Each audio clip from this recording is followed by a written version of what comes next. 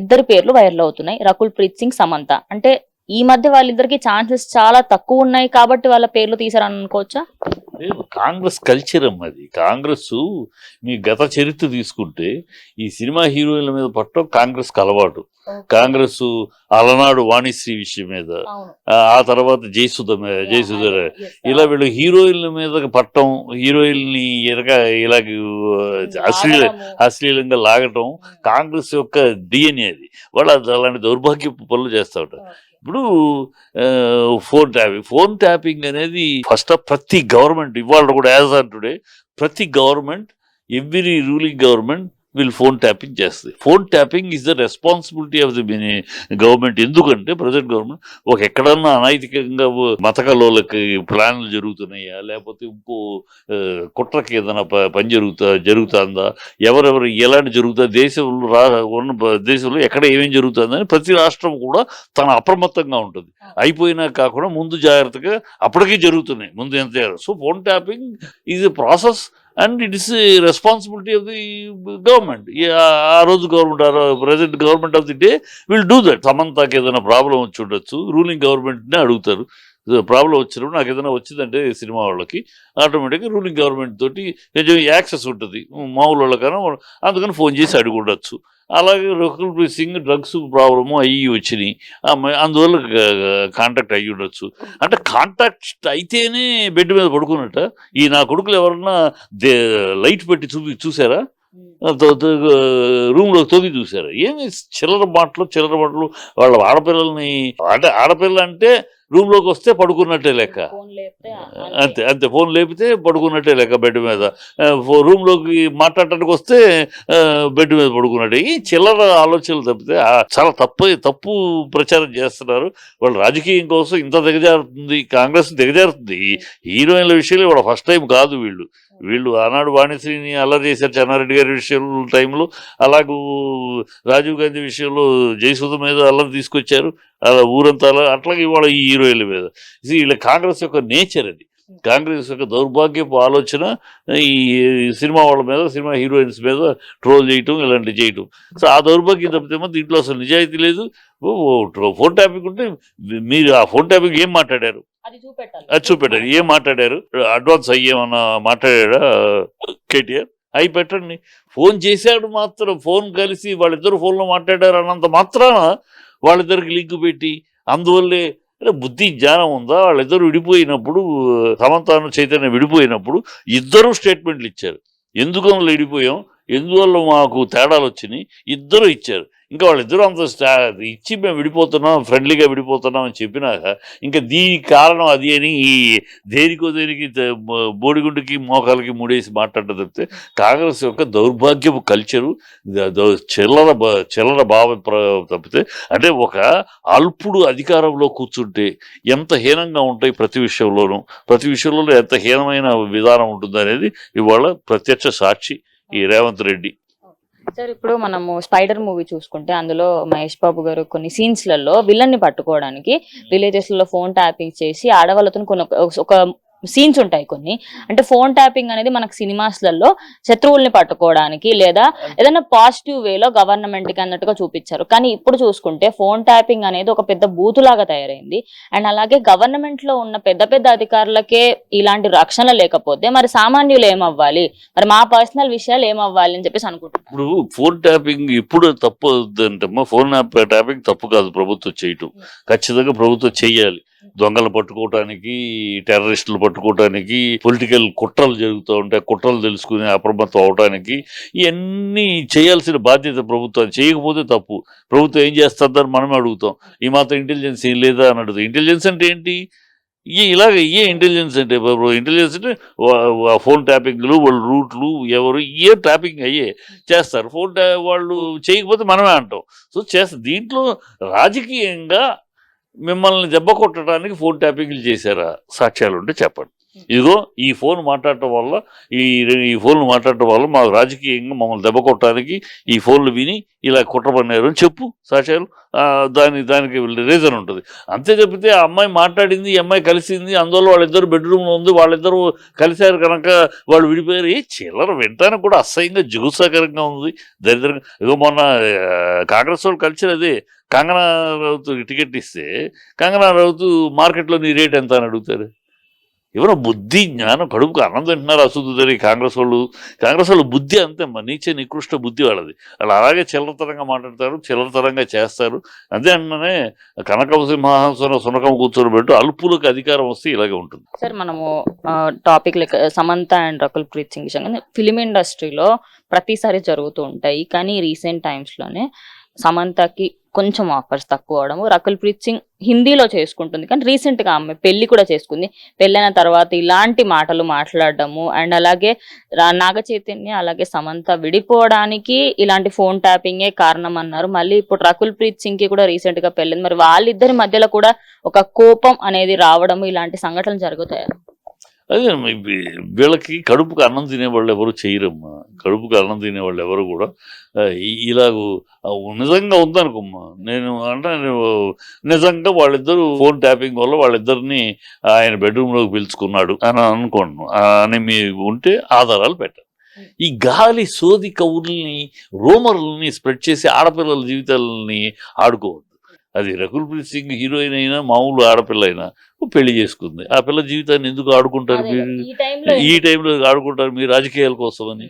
సమంత పెళ్లి చేసుకుంది, తర్వాత ఏదో వాళ్ళిద్దరికి మా ఇద్దరికి కుదరలేదు విడిపోయాం అంది. తను ఏదో ఇప్పుడు తన ఆరోగ్యం సరి చేసుకుంటూ ఏదో చేసుకుంటుంది. ఎందుకు అమ్మాయిని బజార్కి ఇడుస్తారు? మీ రాజకీయం కోసం అని. అంటే పేరున్న హీరోయిన్ లాగితేనే అది టాక్ ఆఫ్ ది టౌన్ అవుతుంది. అందుకని ఆ అమ్మాయిని లాక్కొచ్చి హీరోయిన్ మాట్లాడకూడదా? ఒక హీరోయిన్ ఒక పార్టీ ప్రెసిడెంట్, అధికారంలో ఉన్న పార్టీ ప్రెసిడెంట్కి ఒక హీరోయిన్ తనకేదో సమస్య ఉంది మాట్లాడి ఉంటుంది. పర్సనల్ విషయాలే బెడ్ విషయమే మాట్లాడారని మీరు ఎట్లా కన్ఫర్మ్ చేస్తారు? నాకు అర్థం కాలేదు. ఆ అమ్మాయి తన సమస్యల గురించి మాట్లాడవచ్చు. డాక్టర్ దగ్గర ట్రీట్మెంట్కి వెళ్ళరా, ఆమె లండన్ వెళ్తుంది. ఇక్కడేమన్నా డాక్టర్స్ తనకు సహా మంచి ట్రీట్మెంట్ ఇవ్వగల డాక్టర్స్ ఉన్నారా అని కలిసి ఉండొచ్చు. రకుల్ ప్రీత్ సింగ్ తన డ్రగ్స్ విషయం కోసం కలిసి ఉండొచ్చు. రకరకాలు ఉంటాయి. దాన్ని కేవలం అవన్నీ పక్కన పెట్టి ఎందుకు కలిశారనే పాయింట్ బెడ్కు పిలవటానికి ఏమయ్యి అంటే వినటానికి కూడా ఆడపిల్ల జీవితాలతో ఆడపిల్ల అంటే అంతే. వీళ్ళ బుద్ధులు అంతే, కాంగ్రెస్ బుద్ధులు అంతే. కాంగ్రెస్ బుద్ధులు ఆడపిల్ల అంటే ఏమైనా అనేయచ్చు, ఏమైనా వాగేయచ్చు, వాళ్ళ మీద ఎలాంటి నిందైనా వేసేయచ్చు. అది దౌర్భాగ్యం. సార్ అలాగే ఇప్పుడు కేటీఆర్ గారు ఐటీ మినిస్టర్ కాబట్టి ఆయనకి ఈ ఐటీ ఇండస్ట్రీలో అలాగే ఫోన్స్ కి సంబంధించి టెక్నాలజీకి సంబంధించి ఎక్కువ ఐడియా ఉంది కాబట్టి ఆయన మీరు అన్నట్టు వ్యూహాలు తెలుసుకొని దానికి ప్రతి వ్యూహాలు చేశారు అన్నట్టుగా కూడా మనకు న్యూస్లలో వినిపిస్తుంది. అంటే ఇప్పుడు రేవంత్ రెడ్డి గారు గవర్నమెంట్ ఉన్నప్పుడు వాళ్ళు కూడా ఖచ్చితంగా ఏదో ఒక పాయింట్ లో టెర్రరిస్టుల అటాక్లు కానివ్వండి లేదా ఏమైనా కావడానికి ఖచ్చితంగా చూస్తారు కదా సార్. వాళ్ళ మాటల్లోనే మాట్లాడితే మా వ్యూహాలు తెలుసుకోవడానికి కేటీఆర్ ఐటీ ఎక్స్పర్ట్ కనుక తీసుకురా అంటే మరి అలా కనుక మీ వ్యూహాలు తెలుసుకుని వ్యూహం పని ఉంటే మీరు ఎక్కడ వచ్చేవారు అధికారంలోకి? మీరు వచ్చేవారు కాదు కదా, మేము రాణించేవాళ్ళం కాదు కదా. ఇవన్నీ రొటీన్ విషయాల్ని అదేదో స్పెషలైజ్ చేసి అది వాళ్ళకి అడ్డగట్టుకుని మేము ఇంత గొప్పవాళ్ళం అందుకని మమ్మల్ని ఫాలో అయ్యారు అని వాళ్ళు హైప్ చేసుకోవటం కోసం వాగే వాటలు కప్పితే ఇంకోటి కాదు.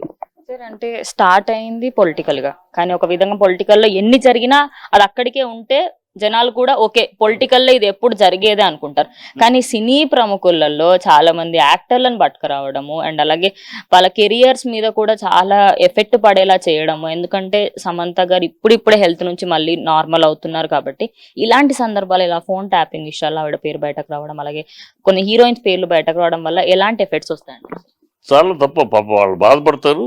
డెఫినెట్గా హీరోయిన్స్ ఆడపిల్లలు అమ్మాయి పాప రకుల్ ప్రీత్ సింగ్ పెళ్ళి అయింది ఈ మధ్య.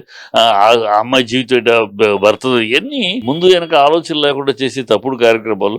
ఇప్పుడు వీళ్ళ ధోరణి చూస్తుంటే కేటీఆర్కి మహేష్ బాబుకి కూడా మంచి స్నేహం ఉంది, కానీ మహేష్ బాబుని కూడా కలుపుతారేమో ఈ విషయాల్లో. కలిపినా కలపచ్చు అండి. మహేష్ బాబు కేటీఆర్ తోటి ఫోన్లో మాట్లాడాడు, ఈ విషయాలన్నింటిలో సంప్రదించాడని కూడా చెప్తారు వీళ్ళు. అంత చిల్లరతరంగా ఉంది వాళ్ళు. ఇప్పుడు నా మినిస్టర్ అయినాక ఒక స్టేట్లో ఒక పొజిషన్లో ఉన్న పార్టీ, అధికారంలో ఉన్న పార్టీ, దాంట్లో minister important person, number 2 of the government. So number 2 of the గవర్నమెంట్ని ఏ సమస్య వచ్చినా, చిన్న పెద్ద సమస్య ఏది వచ్చినా ఆటోమేటిక్గా కాంటాక్ట్కి వెళ్తారు. సెలబ్రిటీస్ కాంటాక్ట్కి వెళ్తారు. కాంటాక్ట్కి వెళ్ళినప్పుడు వాళ్ళ వల్ల చేతనైందో, డైరెక్ట్గా వాళ్ళు చేసేయగలదో, లేకపోతే నేను చెప్తానండి వాళ్ళు వచ్చి మాట్లాడతారని చెప్పడం ఇది చేస్తారు. ఇది నార్మల్. ఇది సామాన్యుడికి అది అందుబాటు కాకపోవచ్చు, కానీ సెలబ్రిటీకి అది అందుబాటు ఉంటుంది. సెలబ్రిటీలకి ఫోన్లు అందులోకి వస్తారు. నేను గౌకు నువ్వు నేను ఫోన్ చేస్తే కేటీఆర్ ఇమీడియట్గా లైన్లోకి రాకపోవచ్చు, కానీ సెలబ్రిటీ ఫోన్ చేస్తే వస్తారు కదా, ఏంటి ఏంటి విషయం పెద్ద అయిన వాళ్ళు ఫోన్ చేశారని. అలాగూ ఆ లెక్కలో ఫోన్ వస్తే మాట్లాడతారు. అది తప్పంటే ఎట్లా? అధికారంలో పొజిషన్లో ఉన్న పొజిషన్ ఒక సెలబ్రిటీలతో మాట్లాడకూడదా? మాట్లాడితే భూత, అది మాట్లాడితే తప్ప. ఏమి నాకు అర్థం కాదు. వాళ్ళ మైండ్ సెట్ ఏంటో పక్షవాతం వచ్చేది, మెంటల్ లెపర్స్. మరి ఇది ఎక్కడి వరకు వెళ్తుంది అనుకోవచ్చు? అంటే ఇంకా ఏ స్టేజ్ వరకు వెళ్తుంది? ఇంకా దిగజారిపోవచ్చు అని అనుకుంటున్నారా? దిగజారదమ్మా. ఇప్పుడు వాళ్ళకి ఆల్రెడీ నెగిటివ్ స్టార్ట్ అయింది. ఆల్రెడీ ప్రజలు అసహ్యతే, బుద్ధి జ్ఞానం లేకుండా కేటీఆర్ వాళ్ళు ఏదో విడిపోతే కేటీఆర్ సంబంధం ఏంటి, పిచ్చి పిచ్చిగా ఉంది వీళ్ళ పని అని జనాలు, మామూలు జనరల్ పబ్లిక్ జనరల్గా తిడుతున్నారు. సో అది తెలుసుకుని బుద్ధి వచ్చి నోరు మూసుకుంటారు. అందుకని ఇప్పుడు వాళ్ళ కామెంటరీ తోటి కొత్త పాట మొదలెట్టించారు. మళ్ళీ అవి పక్కన పెట్టేసేసి పార్టీకి గేట్లు తెరిచాము, ఎవరు మిగిలి ఆ లైన్కి తీసుకెళ్ళారు. దీని మీద వస్తే మన పరుగు పోతుంది. అది కూడా పరుగు పోతుంది. అలా గేట్లు తెరిచామంటే ఇవాళ మళ్ళీ నేను గేట్లు తెరిచామనేమో తను అంటాడు, మేము గేట్లు తెరవలేదు వాళ్ళే చూసుకొస్తారని ఈయన అంటాడు. ఇవన్నీ ఇళ్ళలగ్గానే పండగ కదమ్మా. ఒక ఎన్నికలు గెలవగానే అయిపోయింది, చరిత్ర అయిపోయింది అనుకుంటే చాలా మూర్ఖత్వం, అర్ధజ్ఞానం, అజ్ఞానం, రాజకీయ పరిణతి లేనివాడు మాట్లాడే మాట. 10 ఏళ్ళు అధికారంలో ఉన్న ఒక పార్టీ 10 ఏళ్ళు అధికారంలో ఉన్న పార్టీ ఒక ప్రాంతీయ పార్టీ అంత ఈజీగా తుడిచిపెట్టుకుపోదు. అంత ఈజీగా ఎవరు పోతారు, వచ్చేవాళ్ళు వస్తూ ఉంటారు. అది మన తెలంగాణలో పర్టికులర్గా ఈ గయారాములు ఎక్కువ ఆనాటి నుంచి ఉంది. ఇవాళ తెలంగాణ ఏర్పడినాకే కాదు, ఏర్పడటానికి ముందు నుంచి కూడా ఈ గయారం రామారావు గారి పీరియడ్ నుంచి కూడా ఈ గయారాములు అన్నీ ఉన్నారు. మన దాంట్లో ఈ పదవి లేకపోతే ఉండలేని రాజకీయవేత్తలు ఎక్కువ మన రాష్ట్రంలోనే. పర్టికులర్ మిగతా రాష్ట్రంలో ఇంత కనపడదు. మిగతా రాష్ట్రంలో ఏదో ఒకటో అరా ఉంటుంది. ఇలా గుంపు కొత్తగా అక్కడ నుంచి ఇక్కడి నుంచి అక్కడికి పరిగెత్తేసి జనం మన దౌర్భాగ్యం. మన తెలంగాణలోనే ఉన్నారు తప్పితే ఇంకెక్కడ లేరు. ఇంత ఉండదు. ఎక్కడ లేరంటే ఉంటారు ఒకటి అలా. ఇక్కడలాగా కాదు. ఇక్కడ అసలు ఏ ప్రభుత్వం అధికారికి వస్తే ఆ ప్రభుత్వానికి దుమ్మని వెళ్ళిపోతారు. అసలు సిద్ధాంతం లేదు, ఒక విధానం లేదు. మన ఈ సింబల్ మీద గెలిచాము, మన కట్టుబడి ఏమీ లేదు. అది మన దౌర్భాగ్యం అనుకో. మన త్వరలో మనకు తెలంగాణ రాజకీయ నాయకులు అలాంటి వాళ్ళు తయారయ్యారు.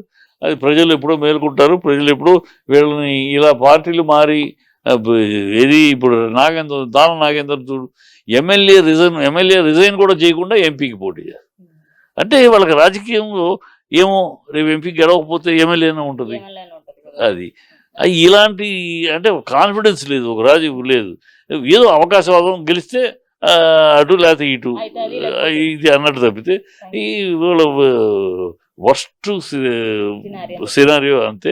ఇది ప్రజలు గుర్తిస్తున్నారు.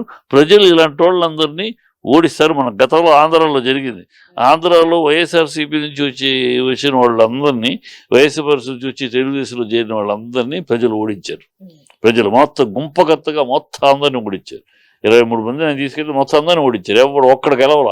ఏది వైఎస్ఆర్సీపీ నుంచి జగన్ పార్టీలో గెలిచి అక్కడ నుంచి టీడీపీకి వెళ్ళిన ఒక్కళ్ళు గెలవడం 2009లో.